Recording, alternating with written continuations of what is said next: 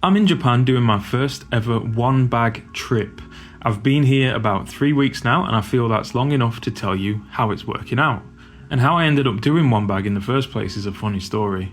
Well, kind of funny. I've been travelling around Europe for about a year with a rucksack and a suitcase. You know, the standard way of travelling. Is there a word for that? I guess let's call it Maxpacking.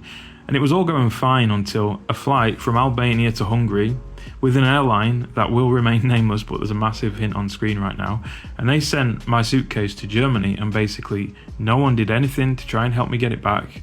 So after about a week of no clothes or anything else that wasn't with me in my rucksack, I decided to fly to Germany to pick up the suitcase in person.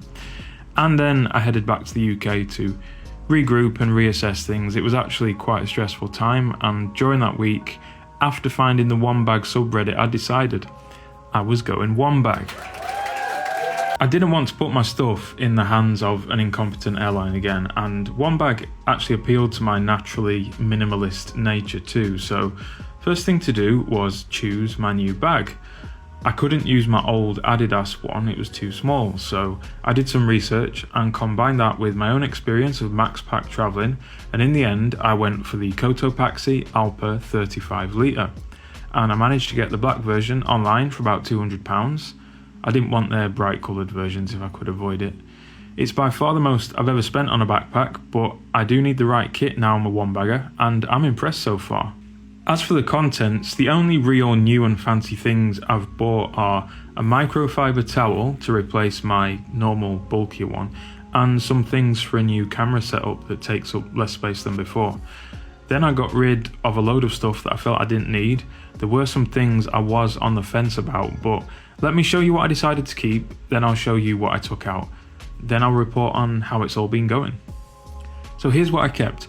Bear in mind there are a few extra things I wear on the flight, like a full set of clothes and a coat, so they don't need to fit in my bag.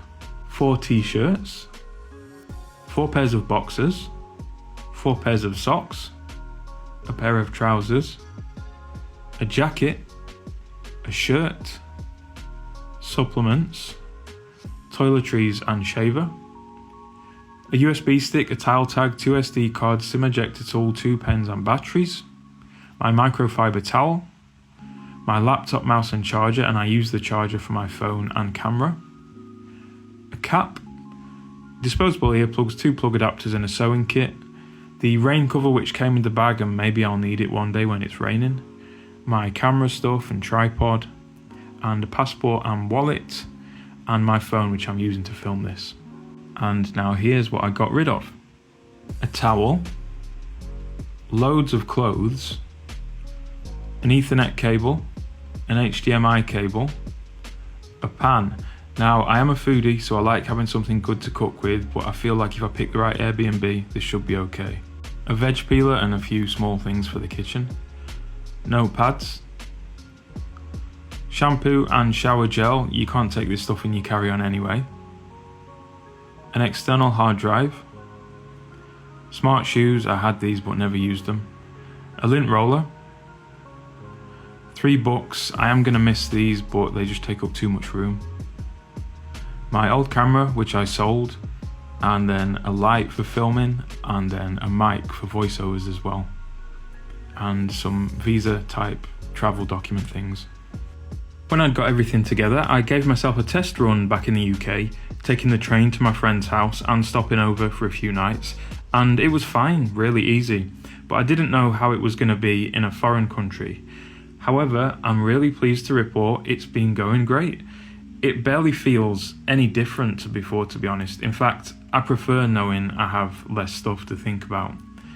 In terms of clothes, which is one of the big things, even when I was maxpacking, I found I'd cycle through just the same few items anyway, so same as before, I just do a wash every few days in the washing machine at my Airbnb. I always go for an Airbnb with a washing machine, by the way. I have ended up buying some of the things that I took out, but that's fine, I expected that might happen.